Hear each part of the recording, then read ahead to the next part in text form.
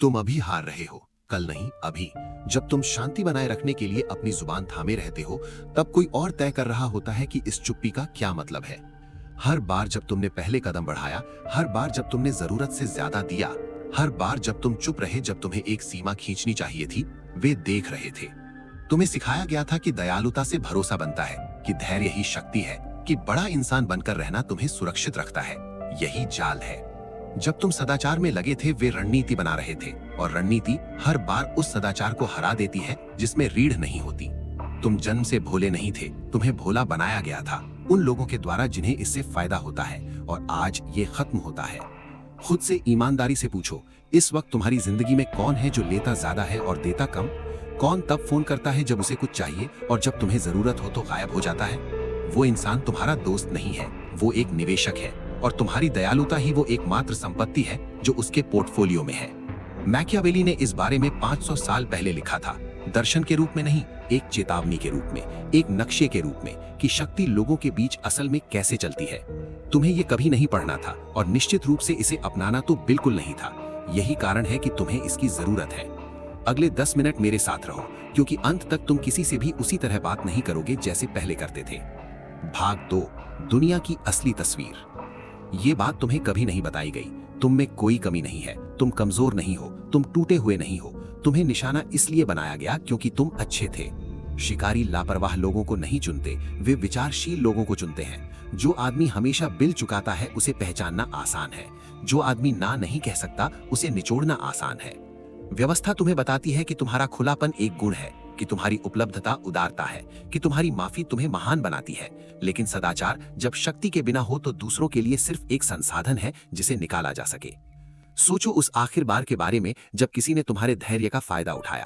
तुमने खुद से क्या कहा? कि तुम परिपक्व थे, कि झगड़ा करना ठीक नहीं था, कि तुम प्रतिक्रिया देने से ऊपर हो। ये परिपक्वता नहीं है, ये प्रशिक्षण है। तुम्हें सिखाया गया था कि अपनी प्रतिक्रिया को संभालो, उनके व्यवहार को नहीं। और वे ये इसलिए करते रहे क्योंकि कोई परिणाम नहीं था। परिणाम क्रूरता नहीं है, वे वो भाषा है जो कुछ लोग सिर्फ तभी समझते हैं। उनके बिना तुम्हारी दयालुता बस एक मेन्यू है कि आज वे तुमसे क्या ले सकते हैं। दुनिया उसे इनाम देती है जिससे डरती है, और उसे नजरअंदाज करती है जिससे नहीं। ये निराशावाद नहीं है, ये यांत्रिकी है। और मैकियावेली ने इन यांत्रिकियों का नक्शा उस समय बनाया जब मनोविज्ञान ने इनका नाम भी नहीं रखा था। तुम अपने आसपास के सभी लोगों से अलग खेल खेल रहे थे। तुम ईमानदारी से खेल रहे थे, और तुम ये समझ नहीं पाते थे कि इसकी कीमत क्यों चुकानी पड़ती है। शक्ति के बारे में अज्ञानता की कीमत हर दिन छोटे छोटे अपमानों में चुकाई जाती है। जब कोई तुम्हारी बात के ऊपर बोलता है, जब तुम्हारी मेहनत को नजरअंदाज किया जाता है, जब तुम उन कमरों में अदृश्य महसूस करते हो जहां तुम्हारा होना जरूरी है। वे पल दुर्घटनाएं नहीं है, वे व्यक्तित्व के टकराव नहीं है, वे बिना चुनौती के अनादर का चक्रवृद्धि ब्याज है। और ये तब तक बढ़ेगा जब तक तुम फॉर्मूला नहीं बदलते। ये ज्ञान सुरक्षा के लिए है, विनाश के लिए नहीं। जो तुम अभी समझने वाले हो साम्राज्य बनाने का हथियार नहीं है, ये अवच है। ये वो तरीका है जिससे तुम खून बहाना बंद करते हो। मैकियावेली लोगों से नफरत नहीं करते थे, उन्होंने बस ये दिखावा करने से मना कर दिया कि लोग उससे बेहतर हैं जो वे हैं। और यही ईमानदारी हर उस इंसान को सबसे ज्यादा चाहिए थी जिसने कभी खुद को इस्तेमाल होते महसूस किया। उन्होंने राजकुमारों को उठते और गिरते देखा, उन्होंने सदाचारी लोगों को व्यावहारिक लोगों द्वारा कुचले जाते देखा। उन्होंने ठीक वही लिखने का फैसला किया जो उन्होंने देखा, न कि वो जो वे सच चाहते थे। जो वो लिखना चाहते थे उसने ताकतवरों को डराया और आम आदमी से छुपाया गया, क्योंकि ताकतवर जानते थे अगर सब ये समझ गए तो कोई भी कभी झूठी इमोशन से शासित नहीं होगा। तुम यहाँ संयोग से नहीं हो, तुम्हारे अंदर कुछ पहले से जानता था कि पुरानी कहानी तुम्हें महंगी पड़ रही है। अब हम जानते हैं कि कितनी, और इसके बारे में क्या करना है। भाग 3, दार्शनिक का परिचय। निकोलो मैकियावेली का जन्म 1469 में फ्लोरेंस में हुआ था। वे खलनायक नहीं थे, वे एक राजनयिक थे, एक सिविल सेवक थे, एक ऐसे व्यक्ति जिन्होंने अपनी पूरी जिंदगी राजनीतिक तूफानों के बीच ये देखते हुए बिताई कि शक्ति असल में लोगों के साथ क्या करती है। उन्होंने 14 वर्ष तक फ्लोरेंटाइन गणतंत्र की ईमानदारी से सेवा की। फिर मेडिची परिवार सत्ता में वापस आया, उन्हें गिरफ्तार करवाया, यातना दी और अपने खेत पर निर्वासित कर दिया, बिना किसी वजह के। क्योंकि जब ताकतवर बदलते हैं तो सत्ता के करीब होना अपने आप में अपराध है। यही निर्वासन में था, अपमानित, बेकार, उस दुनिया से कटे हुए जिसकी उन्होंने सेवा की थी। उन्होंने द प्रिंस लिखा, कड़वाहट से नहीं, स्पष्टता से। वे समझना चाहते थे कि अच्छे लोग क्यों हारते हैं और निर्दयी लोग क्यों जीतते हैं। वे जानना चाहते थे कि क्या सदाचार असल में एक रणनीति है या बस एक कहानी जो आज्ञाकारी लोगों को आज्ञाकारी बने रहने के लिए सुनाई जाती है। जो उन्हें मिला वो आरामदायक नहीं था। उन्होंने पाया कि दुनिया ताकत और धारणा पर चलती है, और दयालुता बिना समझे इस्तेमाल की जाए तो बस वो ताकत है जो तुमने अपने सामने खड़े व्यक्ति को दे दी। उन्होंने ये शब्द लिखे, इन्हें धीरे से पढ़ो, इन्हें महसूस करो। प्यार किए जाने से बेहतर है डरे जाने से, अगर तुम दोनों नहीं पा सकते। Niccolo Machiavelli, the Prince. वे तुम्हें क्रूर बनने को नहीं कह रहे थे, वे कह रहे थे कि बिना किसी नतीजे के डर के प्यार नाजुक है। ये उसी पल वाष्पित हो जाता है जब इसे बनाए रखना दूसरे व्यक्ति के लिए असुविधाजनक हो जाता है।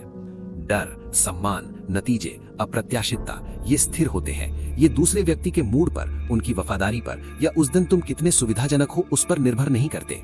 यही नींव है। अब हम इस पर 6 सबक बनाते हैं। हर एक ऐसा पैटर्न है जिससे तुम गुजरे हो। हर एक के अंत में कुछ ऐसा है जो तुम आज से कर सकते हो। सबक 1, खुला हाथ आसान निशाना है। वो आदमी जिसकी उदारता बिना किसी शर्त के है, किसी भी कमरे में सबसे अनुमानित आदमी है, और अनुमानित लोग नेतृत्व नहीं करते, उन्हें संचालित किया जाता है। तुम ये दृश्य पहले से जानते हो। वो एहसान जो तुमने आजादी से किया तुरंत वापस मांगा गया। वो क्रेडिट जो तुमने दिया 2 गुना खर्च हो गया। वो माफी जो तुमने दी अगली बार भी ऐसा करने का कारण बन गई। ऐसा क्यों होता है? क्योंकि सामाजिक लेन देन के मनोविज्ञान में बिना किसी शर्त के देना कम मूल्य और कोई कीमत नहीं होने का संकेत है। पाने वाला अनजाने में ये निष्कर्ष निकालता है कि इस संसाधन तक पहुंचने के लिए कोई प्रयास नहीं चाहिए, इसलिए इसे सम्मान भी नहीं चाहिए। व्यावहारिक सुधार, पहले देना बंद करो, दूसरों को पहुंचने दो। जवाब देने से पहले अनिश्चितता का एक पल आने दो। ठंडापन नहीं, वास्तुकला। तुम अपने व्यवहार में एक संकेत बना रहे हो जो कहता है कि मुझ तक पहुंच की एक कीमत है जिसे पारस्परिकता कहते हैं। ये ठंडा होना नहीं है, ये समझ में आना है। Machiavelli understood that strategic love and fear stabilise relationships. Unmeasured generosity is neither here nor there, it is simply loss. Drop करो कमेंट में, I am the cost not the discount. खुला हाथ पकड़ने का न्योता देता है, नियंत्रित हाथ अनुरोध का आमंत्रण देता है, और अनुरोध ही सम्मान की शुरुआत है। जब तुम खुद को आसान बनाते हो, तुम खुद को भुलाने योग्य बनाते हो। मैकियावेली के राजकुमार समझते थे, कमी क्रूरता नहीं है, ये मूल्य का पहला नियम है। जो आदमी हमेशा उपलब्ध रहता है उसकी कभी प्रतीक्षा नहीं की जाती। जो आदमी आसानी से नहीं मिलता उसके बारे में हमेशा सोचा जाता है। एक चीज से शुरू करो, एक रिश्ता, एक बार बार आने वाला ऐसा पैटर्न जहां तुम हमेशा पहले जाते हो। इस हफ्ते पहले मत जाओ। चुप्पी को वो सिखाने दो जो तुम्हारे शब्द नहीं सिखा सके। सबक 2, बिना मेमोरी की माफी कर्ज है। माफ करना नैतिक है, भूलना स्ट्रेटेजिक आत्महत्या है। ये दोनों एक नहीं है, और इन्हें एक मानना ही कारण है कि वही अपराध तुम्हारे पास बार बार आते हैं। तुम ये पैटर्न जानते हो। किसी ने तुम्हारे साथ कुछ किया, तुमने इसे निगल लिया क्योंकि तुम वो आदमी बनना चाहते थे जो शिकायतें नहीं रखता। उन्होंने ये देखा, उन्होंने नोट किया, कर्ज तुम पर स्थानांतरित हो गया। Machiavelli understood that every man who harms you and faces no consequence is a man who has been taught your value, and in that instant your value was nothing. व्यावहारिक सुधार, भावनात्मक को परिचालन से अलग करो। तुम गुस्सा छोड़ सकते हो, ये तुम्हें सेवा करता है, लेकिन डेटा बनाए रखो। इस व्यक्ति ने क्या किया, कब, दबाव में उन्होंने अपने चरित्र के बारे में क्या दिखाया। ड्रॉप करो कमेंट में, I forgive for my peace, I remember for my power।